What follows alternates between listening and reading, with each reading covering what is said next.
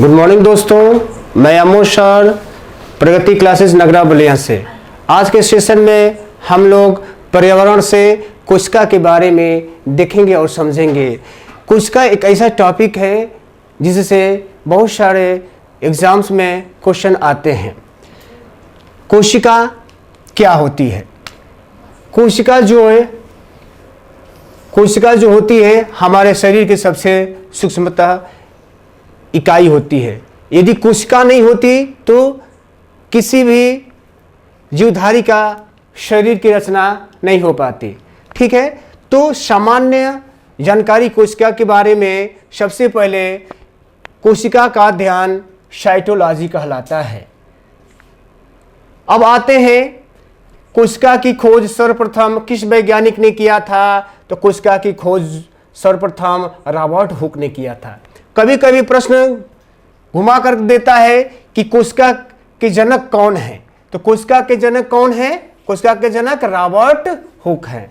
ठीक है दोस्तों, अब कभी कभी एग्जाम में यह क्वेश्चन पूछा जाता है कि जीवित कोशिका की सर्वप्रथम खोज किस वैज्ञानिक ने किया था? तो जीवित कोशिका की खोज सर्वप्रथम एंटोनी वॉन लीeuwenhoek ने किया था। ठीक है दोस्तों, इसके बाद कोशिका का सिद्धांत किस वैज्ञानिक ने दिया था? कोशिका का सिद्धांत स्लाइडेन स्वान ने दिया था। ठीक है दोस्तों, आगे बढ़ते हैं।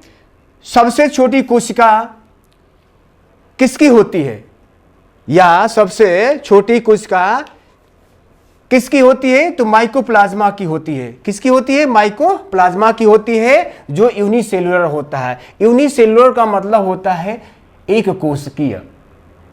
एक कोशिकीय जीव ऐसे होते हैं जिनकी शरीर की रचना सिर्फ एक सेल से होती है, जिनकी शरीर की रचना सिर्फ एक कोशिका से हो जाती है, उसे यूनिसेलुलर कहते हैं। ठीक है, आगे बढ़ते हैं और सबसे पहले देखते हैं कि सबसे बड़ी कोशिका किसकी होती है। सबसे बड़ी कोशिका जो है शुतुरमुर्ग का अंडा होता है। शुतुरमुर्ग का अंडा सबसे बड़ी कोशिका का नाम यदि आपसे पूछा जाए एग्जाम में, तो सबसे बड़ी कोशिका शुतुरमुर्ग का अंडा होता है। ठीक है, आगे बढ़ते हैं और यह पूछा जाता है कि मानव में सबसे छोटी कोशिका कौन सी होती है? तो शुक्राणु होती है। शुक्राणु अर्थात स्पर्म होता है। यह स्पर्म जो है मेल गैमेट के अंतर्गत आता है, अर्थात जब पुरुष 12 से लेके 14-15 वर्ष का हो जाता है तो उसके शरीर में स्पर्मेटोजेनेसिस प्रोसेस के माध्यम से शुक्राणु बनने लगता है। ठीक है, और कभी कभी एग्जाम में ये भी प्रश्न पूछे जाते हैं कि मानव में सबसे बड़ी कोशिका किसकी होती है? तो इसका सही उत्तर क्या होगा? अंडाणु, एग का होता है। यह जो अंडाणु होता है यह मादा जनन अंग के अंतर्गत हम लोग इसका अध्ययन करते हैं। जब कोई मादा या कोई स्त्री 12 या 13 साल या 14 साल की जब हो जाती है तो फर्स्ट टाइम जो है उसके शरीर में अंडाणु बनने लगता है।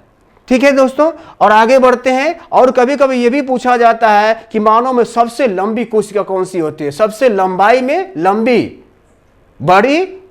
ठीक है, बड़ी का मतलब यह होता है कि जो इतना बड़ा हो गया। ठीक है, लंबाई का मतलब बहुत लंबी कोशिका। ठीक है, जैसे दर्जी सिलाई करता है तो रील धागा का प्रयोग करता है, उसको फैलाते जाइए तो वो क्या हो जाएगी? लंबी हो जाएगी। ठीक है, तो मानव में सबसे लंबी कोशिका पूछा जाए तो न्यूरॉन की होती है। न्यूरॉन कहाँ पाया जाता है? माइंड में, दिमाग में पाया जाता है। और इसके बारे में एक चीज आपको बता दें कि न्यूरॉन का विभाजन नहीं होता है। न्यूरॉन का विभाजन नहीं होता है।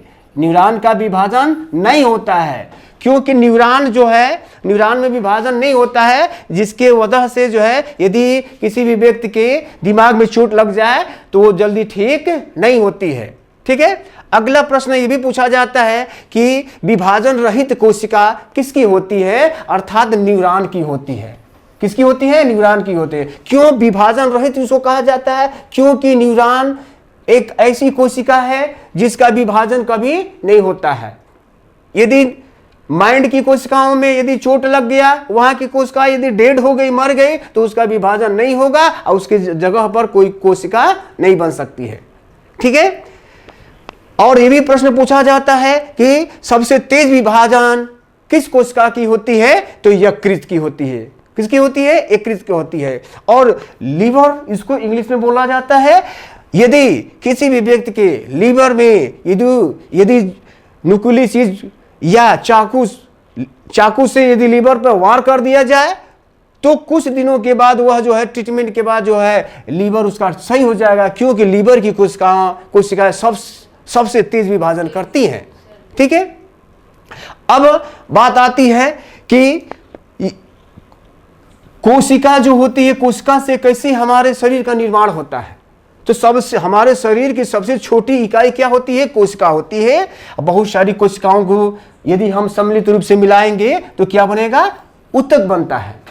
ठीक है। और बहुत सारे ऊतकों को आपस में मिलाने से हमारा अंग बनता है, बहुत सारे अंग मिलाने से हमारा शरीर बनता है। ठीक है दोस्तों।